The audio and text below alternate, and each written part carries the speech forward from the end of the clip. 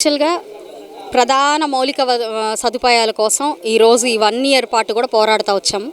శివారు ప్రాంతాల్లో మంచినీళ్ళు ఇవ్వడం దగ్గర నుంచి, డ్రైనేజీల్లో వాటర్ పైప్ లైన్లు తీసే దగ్గర నుంచి, డ్రైనేజీలు వేసుకోవడం దగ్గర నుంచి, రోడ్లు వేసుకోవడం దగ్గర నుంచి, ట్రాఫిక్ స్ట్రీమ్ లైన్ చేయడం దగ్గర నుంచి, దోమలు చెత్త సమస్యలు మీద పోరాడుతున్న దగ్గర నుంచి, కుక్కల సమస్య దగ్గర నుంచి, ఇలా ఈ 1 ఇయర్ పాటు కూడా ఒక పద్ధతి ప్రకారం వెళ్తా ఉన్నాము.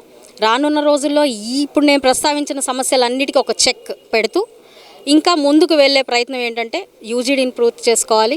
ఎక్కడా కూడా ఓపెన్ డ్రైన్స్ అనేవి గుంటూరు పశ్చిమలో కనిపించకూడదు అన్నది మా లక్ష్యం.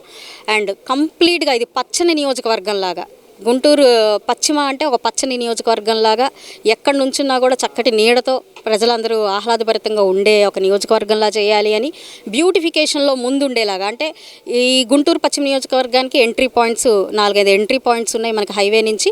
ప్రతి ఎంట్రీ పాయింట్ కూడా బ్యూటిఫికేషన్ చేసుకుంటూ ఎవరైనా లోపలికి వస్తుంటే ఎక్కడికి వచ్చాము, మనం ఇంత అద్భుతంగా ఉంది ఏంటి నియోజకవర్గం అనే ఒక మాటను తీసుకొస్తూ, అదేవిధంగా మిర్చియాడ్ మా పరిధిలో ఉంది, దాన్ని కూడా స్ట్రీమ్ లైన్ చేసుకుంటూ ఇలా అనేక కార్యక్రమాలు ఉన్నాయి.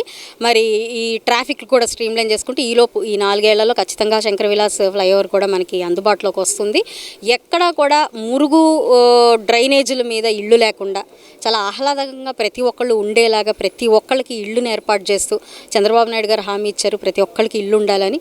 మరి అదేవిధంగా P4 కార్యక్రమంతో ఎక్కడైతే పేదవారు ఉన్నారో వాళ్ళ పిల్లలు వాళ్ళ భవిష్యత్తు బాలేదు అన్న పరిస్థితుల్లో సాయం అందించే వాళ్ళందరినీ గుర్తించి వాళ్ళకి సాయం అందించే ప్రయత్నం చేస్తాము.